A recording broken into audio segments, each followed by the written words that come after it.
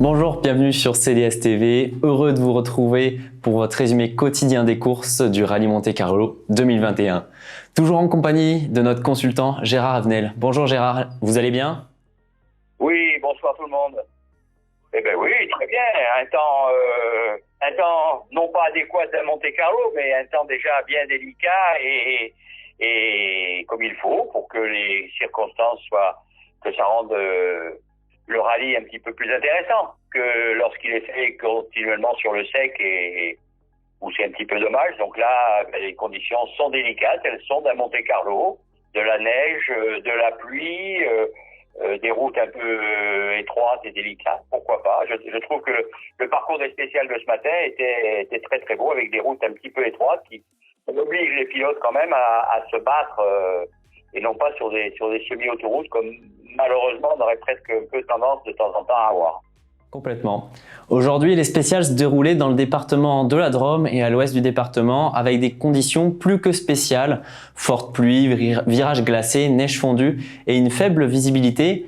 Gérard, dans ces conditions, qu'est-ce qui est préférable de faire pour un pilote et son copilote si lors des reconnaissances, le temps était plus clément?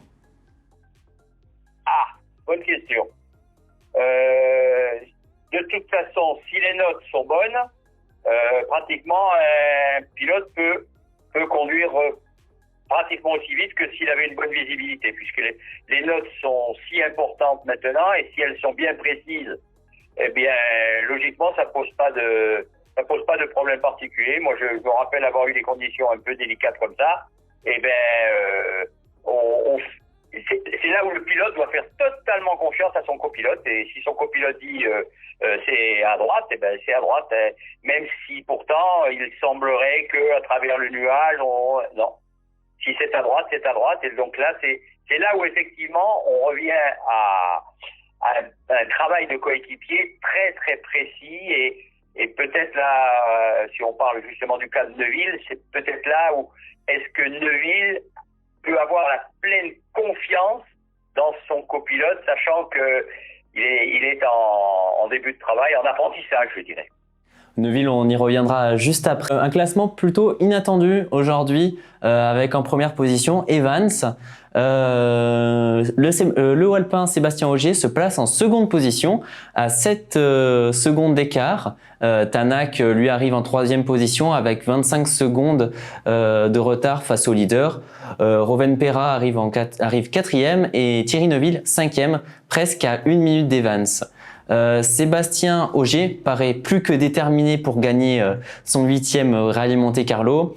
Il reste confiant, il est satisfait de sa journée malgré sa crevaison et un choix de pneus qui n'était pas idéal. Sébastien Ogier aujourd'hui a su remonter dans le classement. Hier il était 5e, aujourd'hui second. Retour sur son impression.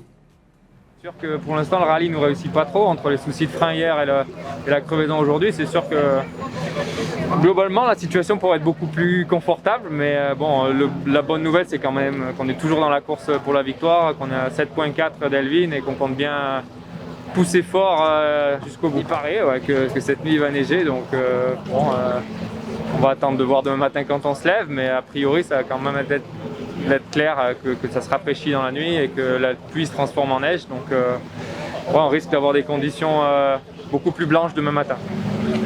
Ça veut rien dire. Il y a certaines, là dans la dernière on fait des gros écarts parce que bon, j'ai attaqué très fort, honnêtement j'ai fait une spéciale où j'ai pris des risques parce que c'est sûr que j'étais frustré de cette crevaison, mais on va continuer comme ça. C'est sûr globalement sur la journée, bon, je suis honnête aussi, ce matin je pense qu'il y avait quelques portions où on était avantagé de partir devant, mais globalement on a eu une bonne vitesse toute la journée, donc c'est toujours mieux d'avoir les secondes d'avance, mais globalement je pense qu'on a la capacité de continuer à mettre la pression, ça c'est sûr. On n'en est pas encore là, mais bon c'est vrai que finalement on a fait quoi? On a fait une bonne moitié du rallye déjà là, hein, donc ouais c'est possible. Demain il n'y a que 3 spéciales, le dimanche est relativement court aussi, donc maintenant il va rien falloir lâcher, ça c'est sûr. Gérard, Sébastien Ogier aujourd'hui arrive second au classement général. Est-ce que c'est une bonne position pour lui en ce deuxième jour de rallye? Il est très déterminé à gagner son 8e rallye Monte-Carlo. Que pensez-vous de cette prestation qu'il a réalisée aujourd'hui? Mais moi, je trouve que c'est une excellente prestation parce que ce matin, il avait très très bien travaillé sur les 2 premières spéciales. Bon, la troisième, bon, une crevaison suivie d'un tête à queue, c'est ce que je disais hier, ça peut arriver. On est sur un terrain qui est extrêmement piégeux et dès qu'on perd des secondes sur aussi peu de kilomètres, il faut se battre pour rattraper. Donc, j'ai vu en direct la spéciale cet après-midi, la première spéciale, où il a fait un très très bon temps. Il a déjà réussi à remettre Tanak derrière lui. Il lui reste Evans devant. Evans, c'est quand même un très bon pilote, mais qui n'est pas, lui non plus, à la merci d'un éventuel problème. Hein. On est sur des terrains vraiment très très délicats, autant sur l'eau qui coule sur la route, les dégoulinades d'eau, les flaques d'eau, alors les cordes aussi, où les pierres vont commencer à ressortir avec l'eau.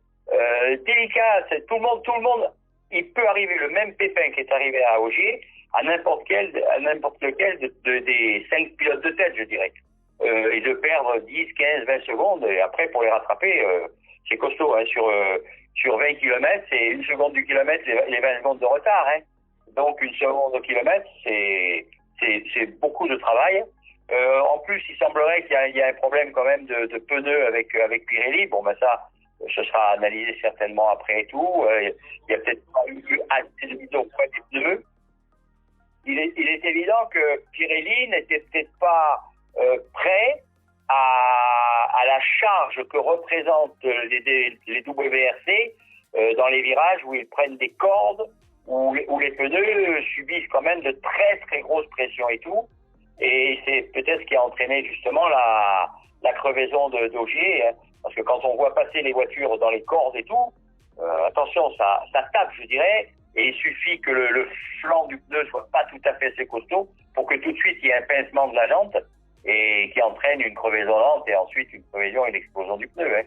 Donc peut-être que Pirelli a un petit peu failli dans la conception de ses pneus à ce niveau-là.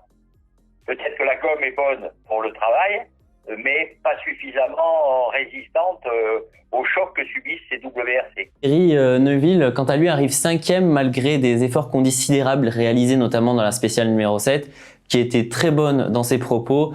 Retour en images. Écoutez, ça n'a pas été une journée facile pour nous, mais à la fin, on est, je pense, en cohérence avec ce qu'on s'est dit avant le rallye, d'aller progressivement, step by step, pour essayer de trouver notre rythme dans la voiture et la confiance aussi. Ensuite, un peu déçu du choix de pneus de ce matin. Maintenant, il était clair que ce matin, on ne voulait pas laisser partir non plus les 3 voitures avec le même choix de pneus. Finalement, j'ai perdu un peu de temps avec ça. Après, l'après-midi, c'est mieux passé pour nous, même si les conditions étaient très très difficiles. On a fait 2 spéciales avec un bon rythme. Et à la fin, on se rapproche un petit peu de la tête. On est parti à 1 minute 2 ce midi. On revient avec 59 secondes de retard. Donc on est sous la barre d'1 minute. C'est ce qui fait plaisir, même si on sait que c'est difficile de récupérer le temps perdu. Mais demain, s'annonce une grande journée.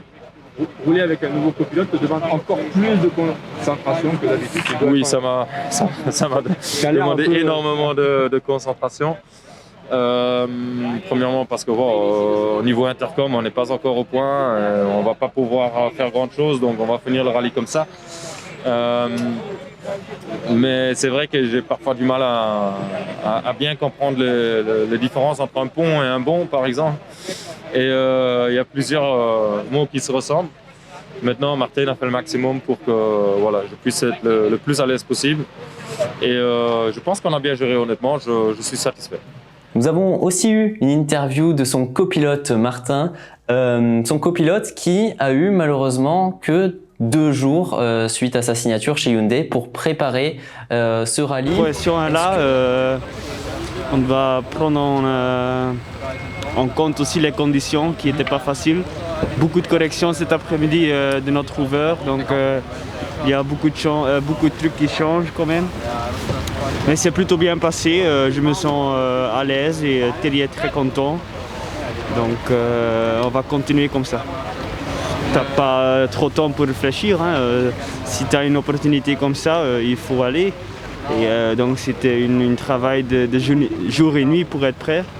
Et j'ai fait le maximum pour être prêt le maximum possible, même si c'est pas comme il faut encore, parce que normalement à Monte Carlo tu as quand même besoin de quelques semaines pour bien préparer. Et maintenant j'ai eu 2 jours, donc c'était assez compliqué, mais on a bien bossé ensemble pendant le week-end, comme j'avais dit déjà ce matin. Et, je pense que je peux être content avec mes préparations que j'ai faites, c'était tout ok, le team était plutôt content avec tout ça. Ce rallye, est-ce que pour préparer un rallye Monte Carlo, 2 jours en travaillant jour et nuit, est-il suffisant? Alors, préparer le rallye, je pense que de toute façon, il a pas particulièrement préparé les notes et tout, puisque les notes, le pilote Neuville devait les avoir. Donc les notes, il n'a qu'à reprendre les notes de son prédécesseur, certainement. Hein. Je ne pense pas que Gilles Saulle soit reparti avec ses propres notes. Donc les notes, elles appartiennent à Neuville, théoriquement, au pilote. Donc il n'a pas eu à travailler de ce côté-là. Par contre, il a eu ce qui lui a certainement manqué, c'est le rythme. J'en reviens là-dessus, je l'ai déjà dit hier, mais c'est le rythme de donner les notes dans un rallye de championnat du monde ou dans les WRC, ça va très très très vite.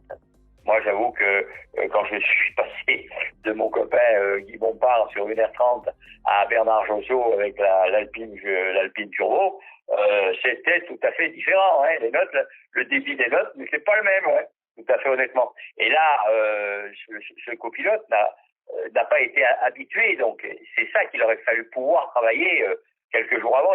Il a vraisemblablement pas pu faire d'essai sur route. D'ailleurs, il disait qu'il n'avait même pas fait le check-down, qui leur aurait peut-être permis, je sais pas, le check-down, les 5 ou 6 km de check-down, qui leur aurait permis de se mettre en accord, parce que ça se fait pas sur des années, mais au moins sur 4 ou 5 premiers rallyes. Après, ils vont trouver le rythme, après, ils vont se connaître. Apparemment, ils ont quand même un petit problème de langage, puisque Neuville est, si je ne dis pas de bêtises, de tendance wallonne, pardon, et que son coéquipier est flamand.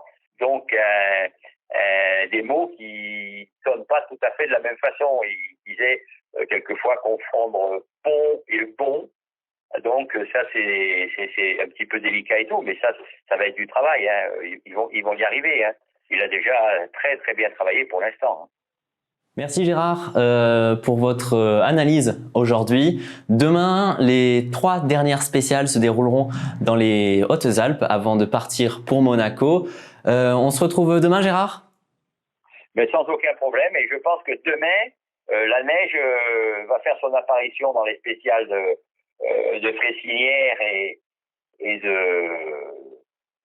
mon assistant là, la deuxième spéciale de la Brioche-Séolais, voilà, avec le col là-haut. Je pense que on va avoir d'autres choses encore demain. Il va falloir faire très très attention au choix des pneus, parce que là aussi, hein, outre les conditions atmosphériques, le choix des pneus est important.